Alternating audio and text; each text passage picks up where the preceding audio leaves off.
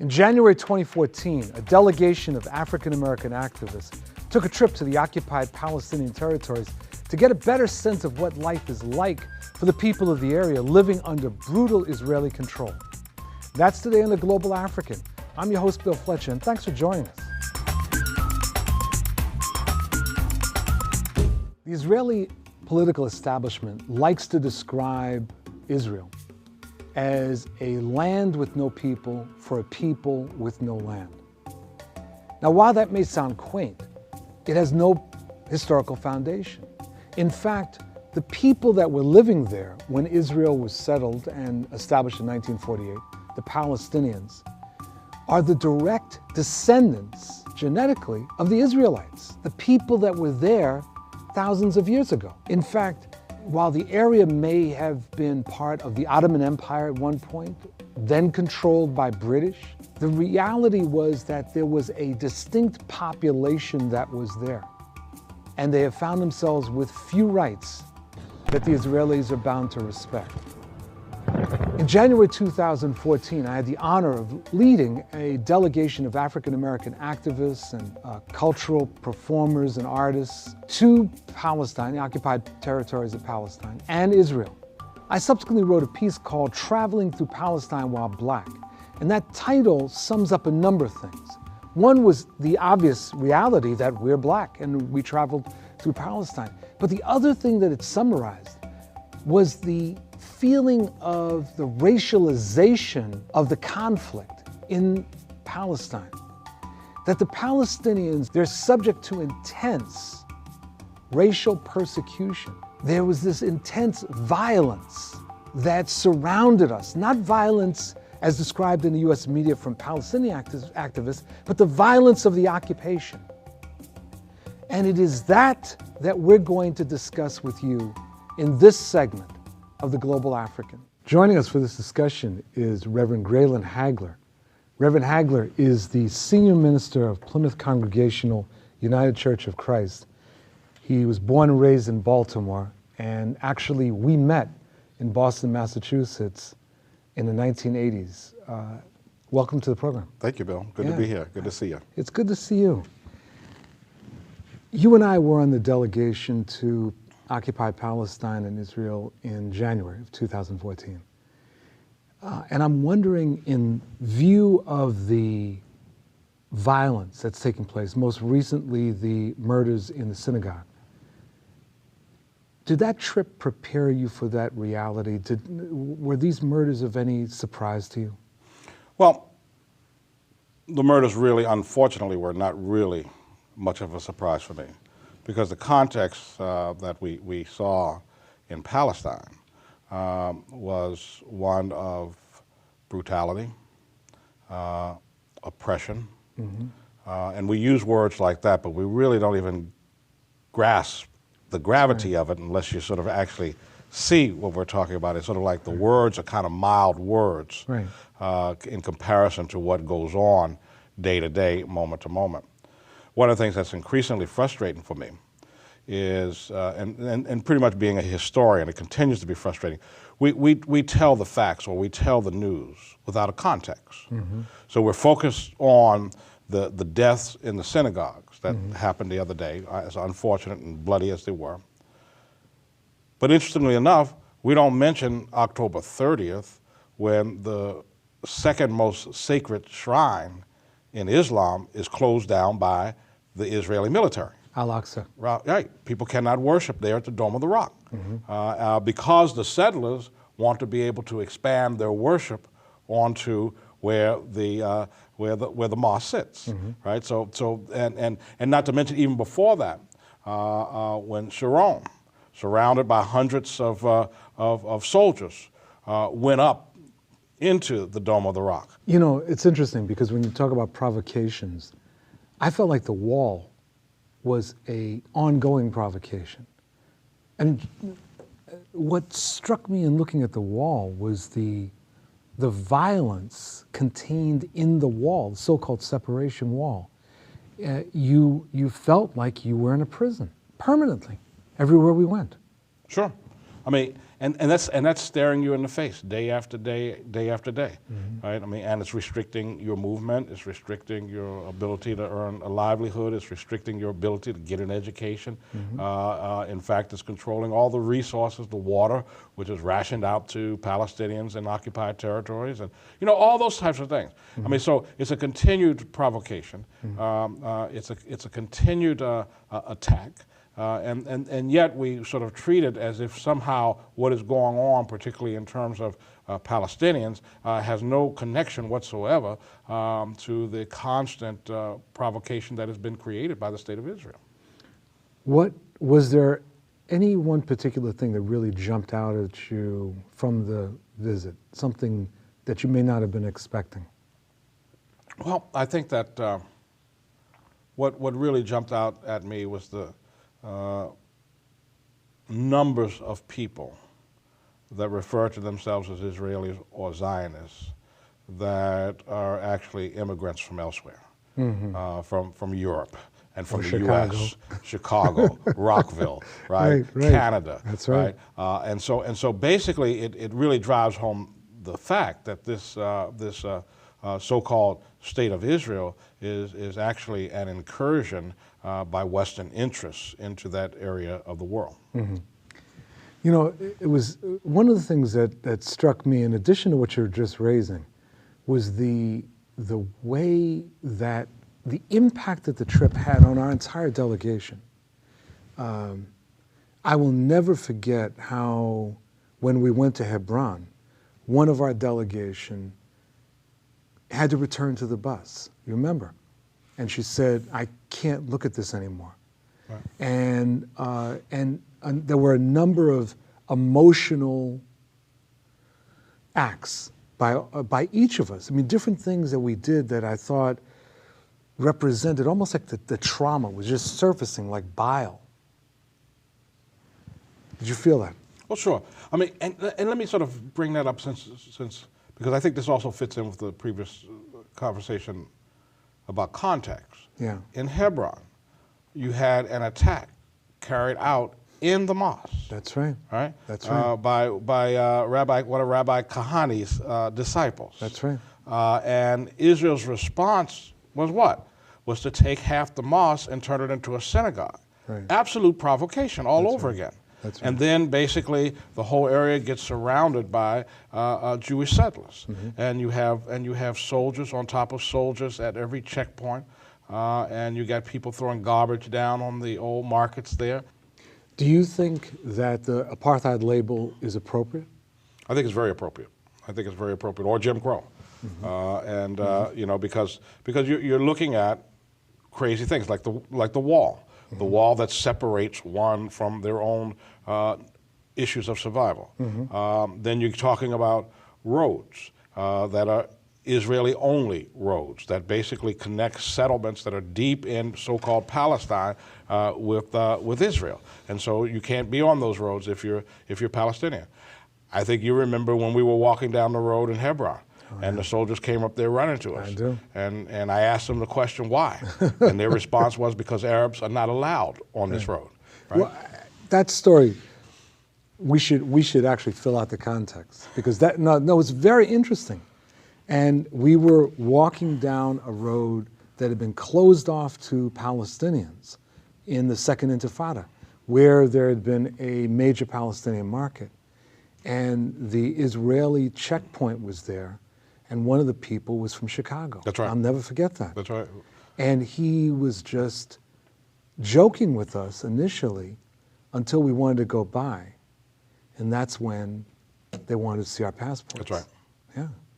It was very threatening. And I mean, it's very threatening. And that's one of the things that I'm not sure that people in the United States really get, that the Israeli occupation is not passive. There's nothing passive about this. It's very threatening all the time. And these young soldiers with these big automatic weapons, you don't know what they're going to do. Well, I would almost argue with that, because you do know what they're going to do. They're going to protect Jewish life and Jewish property, and everything else is expendable. Let me ask you this. Many of us that have spoken out on Palestine have been attacked, some physically, but generally verbally, and accused of everything, but particularly anti-Semitism. What happens? I'm sure you've been a victim of such charges. What do you do? How do you respond to that? They can kiss my grits. But let me put it this way. I recently ran for council, city council in D.C. Right. One of the organizations called me up and said they wanted to endorse me. And it was an organization, Jews United for Justice. And the question was, before they would endorse me, what was my position on Israel? And I'm responding, this is for city council. You understand, it's not for Secretary of State, it's not, right? This is for city council, right? They said, yeah, but we need to know your position on Israel. And so basically I said to them, I said, well, you got obviously your sensitivity, so why don't you send me a statement and I'll take a look at it. And so they sent me a statement and I sent it on to some Palestinian Christians I knew to look at the statement to see if they would be offended. And so they did some editing and we sent it back. Then I get the call back, they said, well, you don't precisely say in here that you support the right of Israel to exist. And I said, hold it. I said, we're not going down that road. This is about the city council. Obviously, I believe everybody has a right to exist. I said, but I don't believe in a Jewish state. Right. And I don't believe in an Islamic state or a Christian state. I don't believe you can't have democracy and talk about being a Jewish state in the same breath, or democracy and talk about being an Islamic state in the same breath. It doesn't work together. You can't talk about being a Christian state and democracy in the same breath. It doesn't work, because that means that if you don't subscribe to any of those, you don't have the same rights as anybody else, and that's not democracy. So how can a Palestinian Christian recognize a Jewish state and be a part of the democratic process? Because once you recognize as a Jewish state and you're not Jewish, then it's clear that you are no longer a major entity in that state. Or as a Muslim recognizing a Jewish state. So that's a bigger pill to swallow, and really an impossible pill to swallow. And it really, in a sense, that it diminishes our idea of what it means to exist in a pluralistic world. Indeed. And so in effect you end up having not one citizenry. You have citizens, and then you have sub-citizens. That's right. Indeed. That's Jim Crow all over again, Jim right? Crow. That's right. Is that you don't have the same resources, you don't have the same access, you don't have the same rights. You can't really vote in the process. I mean, all those types of things get tied up in it. Let me ask you one more question. Why, and I get hit with this all the time, why should African Americans be concerned about this? And why shouldn't our attention be, if not exclusively on domestic issues, on situations in the African world? Why Palestine? Well, I always respond to people this way, because we always have this kind of discussion where people say, well, I'm more interested in unemployment in the U.S. I'm more interested in the new Jim Crow. I'm more interested in everybody, but the problem is that those become, majority of the time, excuses not to be involved at all. Because when you look around, there's not a whole lot that's going on around the prison industrial complex. There's not a whole lot that's really, and you go down and all the people that sort of raise those questions. The issue is, as black folks in the U.S., we are a universal people. And when I say a universal people, that's different than African American now. Black folks in the U.S., or black folks in the Caribbean, or black folks wherever we are and define ourselves as black folks, we recognize that we're a unique entity.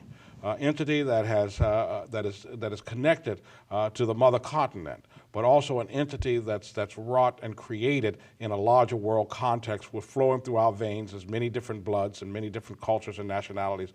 And therefore, in a sense, we are a race that has been created as the guardians of justice in the world.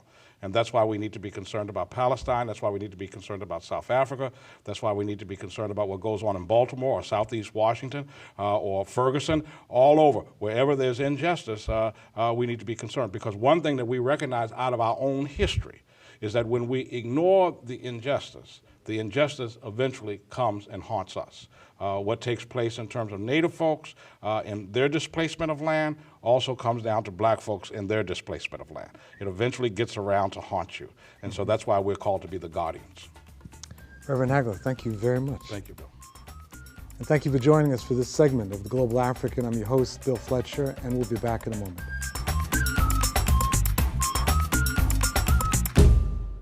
Joining us is Dr. Robyn Spencer, who's an assistant professor at Lehman College in New York, an assistant professor in history, where she teaches courses on the Black freedom movement. Her areas of research include civil rights and Black power, urban and working class radicalism, and gender. Welcome, Dr. Spencer. Yes, thank you. Welcome. Thank you for having me. It's our pleasure. So you were part of a delegation in which I participated that visited Palestine early 2014. And I'm curious, in view of the current round of violence that's emerging in Jerusalem and elsewhere, connect that with the trip and your impressions from the trip. Okay.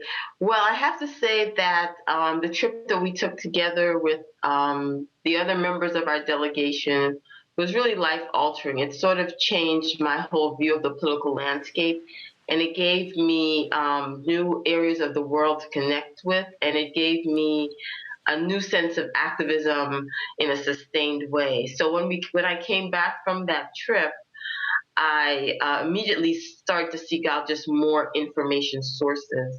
So I've been doing a lot of reading, and I went from doing a lot of reading to doing and participating in and initiating activist actions to support the struggles of Palestinians for self-determination.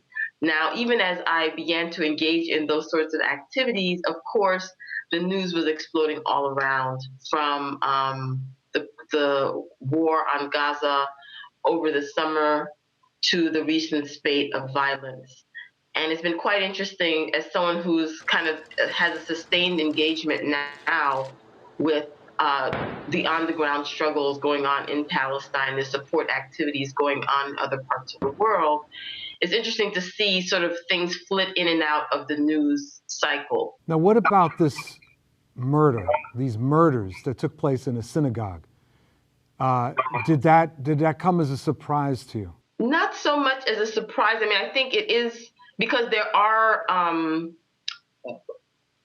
if you look at the weight of the violence and the victims of violence, they've been overwhelmingly Palestinian. So in that sense, the sort of strike back, I think, was surprising.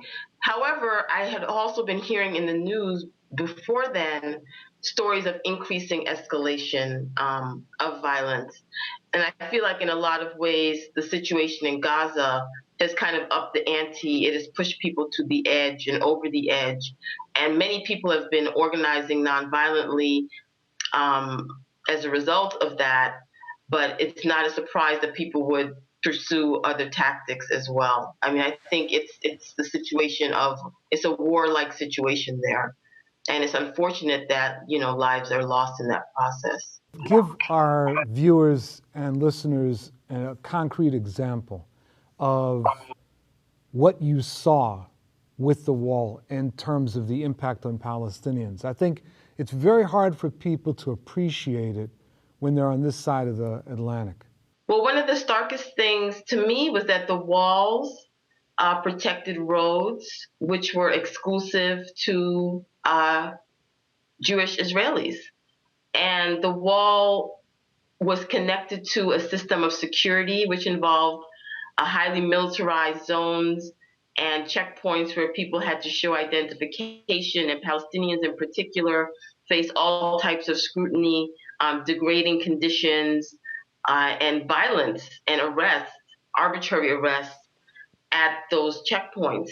So to me, the wall is itself sort of a very tangible symbol of exactly what is going on, because the wall is not only separating people, it's actually delineating space, it's determining rights, it is embodying the dispossession of the Palestinian people and their separation from their lands. Why should African Americans in the United States be concerned about Palestine with all of the issues that we face? And I hear this, right? People say, well, with all of our issues, why should we be focusing attention on Palestine? What is your response to that? I think that the situation in Palestine is a moral imperative. And I think that the Black liberation movement has a long history of not just being focused on the oppressions within the national borders, but understanding that African Americans are enmeshed in a system of exploitation that impacts people of color all around the world. And given the fact that the US government is supporting Israel at the tune of millions of dollars per day, I believe that we have an obligation to raise our voices and to signal that level of protest. Also, the racial realities are very real. Mm-hmm. I think that in many ways, the struggle for Palestinian rights and liberation really mirrors the struggles for people of African descent for those same things all around the world. That's why we have such a long history of many Black leaders going over to the Middle East, to Palestine, and trying to make those connections. So I don't see it as a detour. In a lot of ways, solidarity is a type of self-defense. Mm-hmm. And the types of principled alliances that one can make in the course of the struggle are life-altering. I feel like I've learned so much about just the struggle in the U.S. through understanding what's happening in Palestine. Like, it's made me more aware about colonialism in the U.S., which is something we think of typically as something in the past, right? It's the history of the U.S. We don't think about Puerto Rico or Hawaii, the ongoing reality, the fact that we are existing in the moment of settler colonialism ongoing in the U.S., and how to not participate in that or how to challenge that in my society is an imperative now that I'm trying to challenge that in occupied Palestine, right? So I think it's very, very important. You just can't be concerned with those issues that have a direct impact on your daily life, even though those may seem to be the most imperative. But you'll realize that once you solve that issue, it will lead you to many others. Just like in the situation in Ferguson, Missouri, that we're all waiting in the wake now of the murder of Mike Brown. We're really in the wake of a national anxiety crisis and mobilization and organization efforts to figure out how to respond to the likely acquittal of the police officer involved in that case. We're waiting in that moment, and Ferguson demonstrators are being tear gassed with the same tear gas canisters that are being used, they're being sent over to Palestine, right? So the same things are happening. Now, of course, that doesn't mean to eliminate the realities of national context, individual history, individual and collective histories, and things like that. It's not to draw false equivalences, but I think it's really to invite people to broaden their ideal of what liberation looks like. Because how could I feel free if Palestinians are being stomped under the boot of the Israeli state? Dr. Robyn Spencer, thank you very much for joining us. Thank you. Thank you for having me. And thank you for joining us for this episode of The Global African. I'm your host, Bill Fletcher. We'll see you next time.